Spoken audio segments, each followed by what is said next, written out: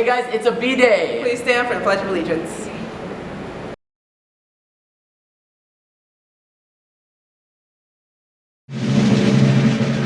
I pledge allegiance to the flag of the United States of America and to the republic for which it stands, one nation, under God, indivisible, with liberty and justice for all. Good morning, Whitney. How's your morning going so far? Going fantastic, Brian. It's great to have you back. How's your morning going? Well, my morning's going just well, and it's always fantastic to be back. I know I take a lot of breaks, but it's all good because I'm back, hopefully to stay for a little longer this time. Probably not. You never know. But anyways, Whitney, to start us off, today is Tuesday the 17th of 2023, guys. I hope you enjoyed your New Year. I sure did. Went to Disney, but that's a story for another time. What did you do for New Year's, Whitney? Nothing. Well, that goes for most of us. But anyways, guys, like I said before, Tuesday the 17th, and with the new year, we're going to kickstart with the new joke. So, Whitney, see what you got prepared for us. Come on, I've been waiting for this for a whole year. You gotta have something. All right. Did you hear about the first restaurant to open on the moon? No. It had great food, but no atmosphere. Maybe next year. Now it's time for a monthly pillar. What she said. I'll take over the monthly pillar this time, Whitney, since I've been missing. But anyways, guys, the monthly pillar is all about respect. So for today's quote, we have, "Respect out of fear is no respect." That is so true. That is very true. Good saying. quote. Thank you. And now let's see what the weather's like. And for today's weather, there'll be lots of sun and clouds with a high of 88 and a low of 66. That's great, Whitney. Now it's on to our magnificent lunch. For today's lunch, it's going to be whole grain breaded chicken breast patties on a whole wheat hamburger bun with mustard, sliced carrots, tossed lettuce, salad with tomatoes and salad dressing, and of course, to finish off, fresh bananas. Sounds very delectable. Huh? Now it's on to our student news. This week, grades 6 through 8 will be doing their FAST testing. Good luck, students. High school students, homecoming is very close. It's going to be on the 28th, and the tickets are being sold in the cafeteria. If there are not people coming in, it will be canceled, and the pep rallies will also be canceled. So please make sure to get your tickets so we can have fun. The yearbook is now also available for $45 online. Order now before the price goes up January 30th. And now it's on to our lovely club news.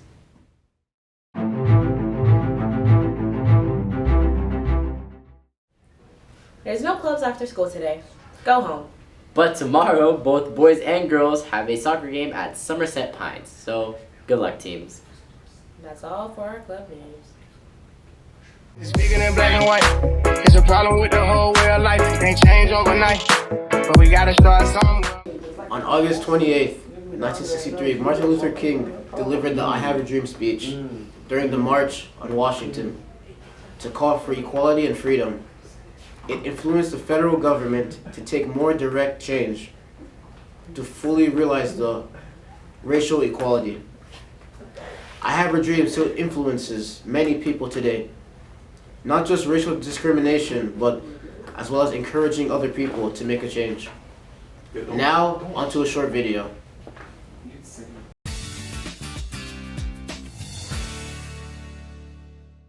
I have a dream that one day this nation will rise up and live out the true meaning of its creed. We hold these truths to be self-evident that all men are created equal. Martin Luther King Jr. was born on January 15, 1929, and graduated as the valedictorian of Crozier Theological Seminary in 1951. King became pastor of a Baptist church in Montgomery, Alabama, and later completed his Ph.D. Martin Luther King was a religious man. He was a pastor. He looked at racism and all of the so-called separate but equal laws and the terrible treatment of people of color in the United States. And he said, this is absolutely wrong. This is against God's will. This is not recognizing the dignity of peoples. And he made us all face that in very powerful ways. On the eve of Rosa Parks' refusal to move to the back of a city bus in 1955, King was chosen to lead a citywide bus boycott. 2 years later, King and a group of civil rights activists formed the Southern Christian Leadership Conference to conduct nonviolent protests for civil rights. When Martin Luther King led the Alabama boycott, that was a major turning point in the fight for civil rights. What you saw was people who had been fractionized coming together as one, walking together with others joining the fight. This was when people, America, the world, stood up and said, whoa, what are we looking at here? An amazing time. Inspired by Gandhi's activism, King worked with the SCLC to organize black voters and civil rights protests. In 1963, King was arrested at a march in Alabama. During his prison time, King wrote a rebuttal to an article denouncing his methods. His longhand notes on the margins of the newspaper became known as Letter from Birmingham Jail and was famously republished and studied in colleges across the country. Martin Luther King was a man of God who believed that that calling necessitated social change in the present, and he put his life on the line for that calling. Free at last! Free at last! Thank God Almighty, we are free at last! On August 28, 1963, King led more than 20,000 people in a massive demonstration at the Lincoln Memorial, where his speech, I Have a Dream, became a defining moment in civil rights history. Through his work, King helped pass the Civil Rights Act of 1964 and received the Nobel Peace Prize that same year. Martin Luther King, according to Time in 1963, personified the civil rights movement. He took on one of the greatest challenges of his time and was one of the people that most influenced this very transformative time in American history.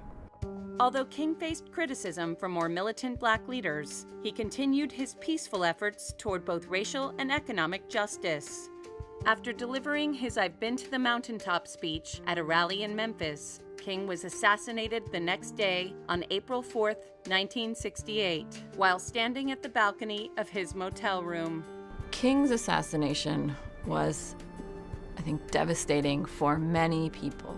But there's also a rising level of organization, and many people, King's assassination galvanizes them into many kind of black power movements across the country, many anti-poverty movements. So it's both a moment of despair, but also a moment of political flowering. Posthumously, King was awarded the Presidential Medal of Freedom in 1977 and a Congressional Gold Medal in 2004. Today, the Martin Luther King Jr. National Holiday continues to be honored on the third Monday of every January. And that's all for today's News Eagles. This is Whitney. I'm Brian. And we're signing out. Until next time.